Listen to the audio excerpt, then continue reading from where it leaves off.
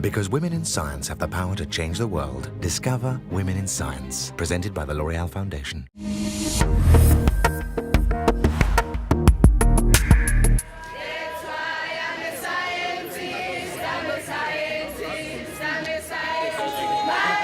The woman leading the procession through the streets of Durban is one of the most prominent scientists in South Africa, Professor Quarraisha Abdool Karim. That day, April 22, 2017, she was taking part in the Great Universal March to defend research and to fight against scientific disinformation. Long live science! Long live! Quarraisha is a committed scientist. This epidemiologist is known throughout the world for her research into the spread of AIDS in a country decimated by the disease, where 6.5 million people live with HIV. That's more than 1 in 10 inhabitants, the world record. Quarraisha focuses her work on the most vulnerable group, young women.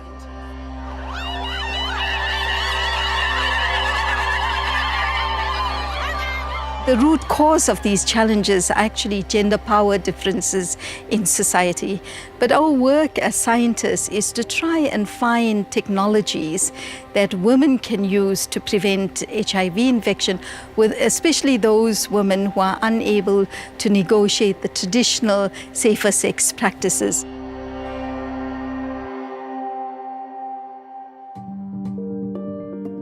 Back in 2002, South Africa was in total denial of the epidemic.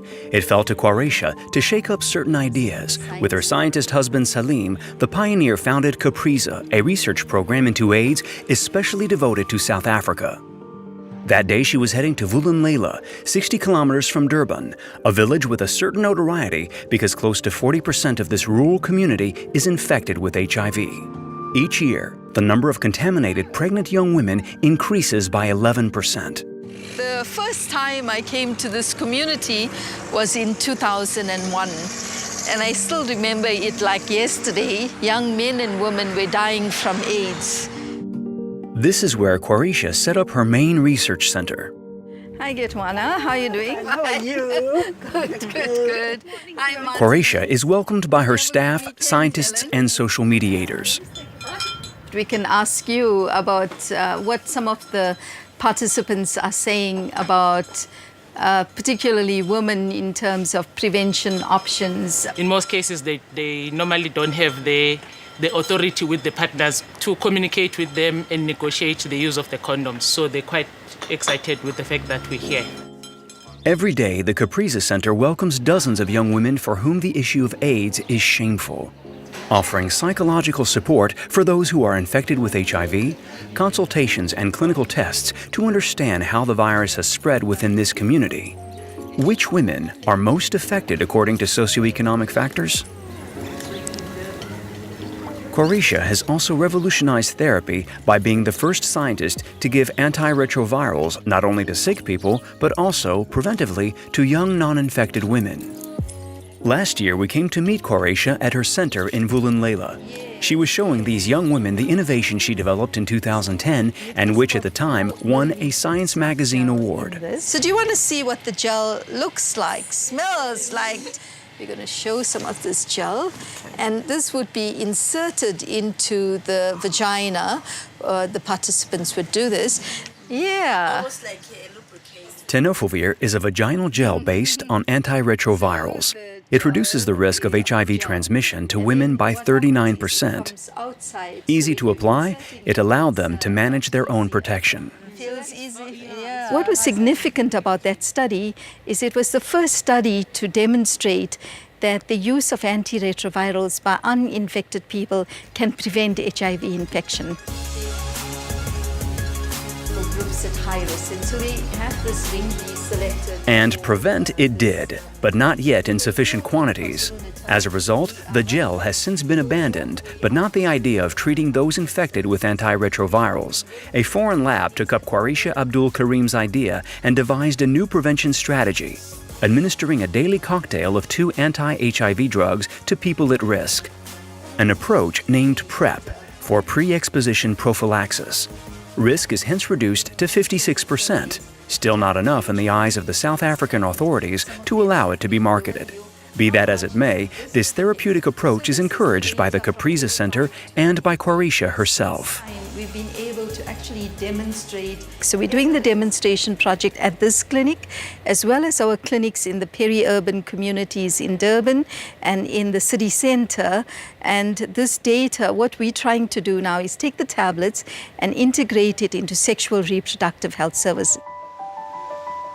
At the dispensary, we met Patricia, a young woman of 27. She had lost both her parents to AIDS. HIV negative but high risk, she explained why she was following the treatment. I don't know where the boys or my boyfriend goes. That's why I'm using this PrEP, and he was helping me.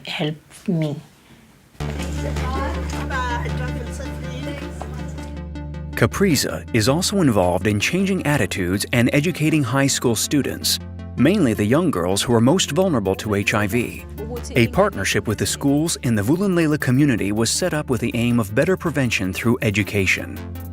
Gethwana Malaz, who has worked with Quarraisha since 2002, regularly visits schools to speak frankly of the dangers of AIDS. What do you know about HIV? Condom. We can use a condom? Yes. Okay. There are pills that we get from Quarraisha that helps you not to get HIV easily. Okay, good. You may not do sex at all. Oh, you may not do sex at all. To succeed in her fight against ignorance, Quarraisha the epidemiologist works hand in hand with a high school principal. This is important for us as a school to start teaching them as early as possible. Start as early as grade 8 so that they may also come out and spread the word through all the community. On the way back to Durban, Quarraisha Abdool Karim, who was of Indian origin, tells us about her childhood in the land of apartheid. She grew up in Tongaat, an Indian city to the north of Durban. After school, she studied science at the University of Durban-Westville on the campus reserved for students of Indian origin. There, she discovered the harsh realities of segregation. That helped me understand on a day-to-day basis what it meant to be black and what it meant not to have access to services, what it meant to have in the middle of the night security forces arriving and shooting people randomly. So there was a lot of things around the reality of living, which later shaped how I would do my research. In 1988, Quarraisha decided to go to the United States to do her master's at Columbia University. There she met Zina Stein and Mervyn Susser, two South African epidemiologists in exile from the apartheid regime, and they became her mentors. So in fact, what I had was two parallel lives, the one where I was being a scientist in the day, and then in the evening and the weekends, where I was looking at how I can bring about change in South Africa. And in Mervyn and Zina, I learned about epidemiology, which is both a science, but also has a social justice component to it. And so Quarraisha has understood not just the biology of transmission, but the psychosocial and economic events that make this perpetual cycle so difficult to break. And I think being able to articulate it and to understand both the biology and the social drivers of transmission in this way makes her a spectacular scientist and makes her discoveries and the things that she's going to do so unique and so profound for South Africa. That morning, Quarraisha invited us to her home in Durban for a family breakfast with two of her 3 children and her husband Salim, also a famous researcher. Before meeting, neither had worked on AIDS. He was a hepatitis B specialist, but after marrying, they decided to stand together in the fight against AIDS.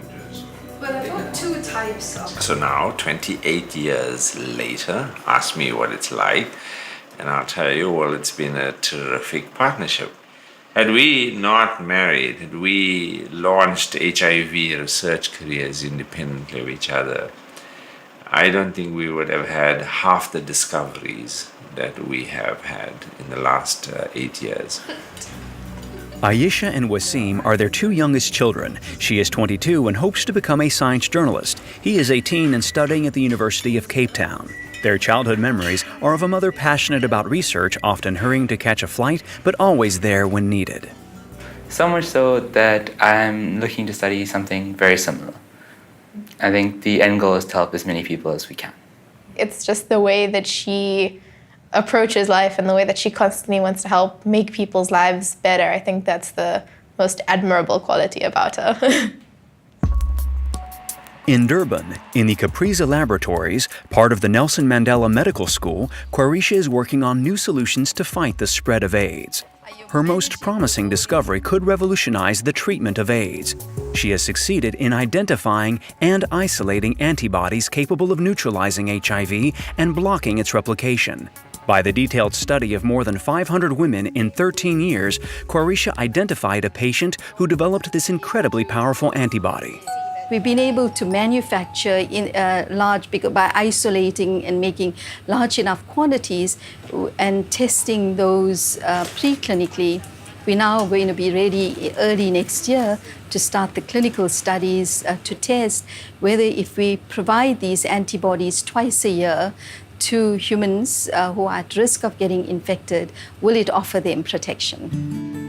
This new trajectory naturally raises hopes not just for South Africa, whose lifeblood is still being sapped by the scourge of AIDS, but also for the whole of humanity. As a self-respecting scientist, Quarraisha Abdool Karim won't hazard a guess as to when we might see a potential vaccine against AIDS.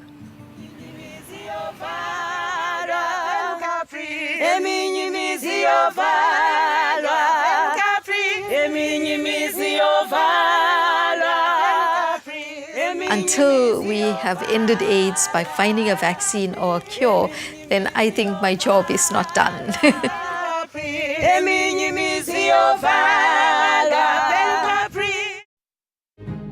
Women in Science was presented by the L'Oreal Foundation.